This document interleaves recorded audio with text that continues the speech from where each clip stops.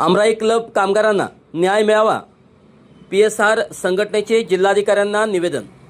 29 जूनपासून आमरण उपोषणाचा इशारा। सांगली आमराई क्लब सांगली येथील अन्यायग्रस्त कामगारांना न्याय मिळवून देण्यासाठी PSR human rights protection council anti corruption विंगने पुन्हा एकदा प्रशासनाचे लक्ष वेधले आहे। संघटनेच्या वतीने सांगलीचे जिल्हाधिकारी मैनाक घोष यांना निवेदन सादर करून कामगारांवर झालेल्या कथित अन्यायाची सविस्तर माहिती देण्यात आली। संघटनेच्या म्हणण्यानुसार आमराई क्लबमधील कॉन्ट्रॅक्टर राजेंद्र तनपुरे यांच्या माध्यमातून अनेक कामगारांच्या वेतनामध्ये अनियमितता, आर्थिक गैरप्रकार तसेच महिला कामगारांचे कथित शोषण झाल्याबाबत संघटनेकडे स्वतंत्र तक्रारी प्राप्त झाल्या आहेत। या सर्व तक्रारीच्या आधारे संबंधितांवर तातडीने चौकशी करून कायदेशीर कारवाई करावी अशी मागणी निवेदनाद्वारे करण्यात आली। यापूर्वीही या प्रकरणी जिल्हा प्रशासन व जिल्हा पोलीस अधीक्षकांच्याकडे निवेदन देण्यात आले होते, मात्र जवळपास 1.5 ते 2 महिने उलटूनही कोणतीही ठोस कारवाई न झाल्याने पीडित कामगारांमध्ये तीव्र नाराजी निर्माण झाली।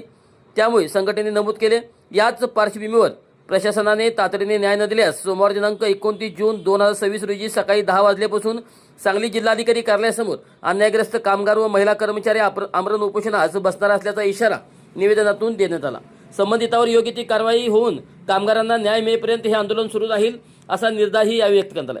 यावेळी PSR ह्युमन राईट्सचे पश्चिम महाराष्ट्र अध्यक्ष सतीश मोटे, सांगली जिल्हा अध्यक्ष देवधर सांगले तसेच सांगली जिल्हा महिला अध्यक्षा आम्रपाली कांबळे यांनी प्रशासनाने या प्रकाराची गंभीर दखल घेऊन निष्पक्ष चौकशी करावी आणि अन्यायग्रस्त कामगारांना न्याय मिळवून द्यावा अशी मागणी केली। दरम्यान या निवेदनानंतर प्रशासन कोणती भूमिका घेते आणि आमरण उपोषणासाठी संबंधित प्रकरणात काही ठोस निर्णय होतो का याकडे कामगारांसह संपूर्ण जिल्ह्याचे लक्ष लागले आहे।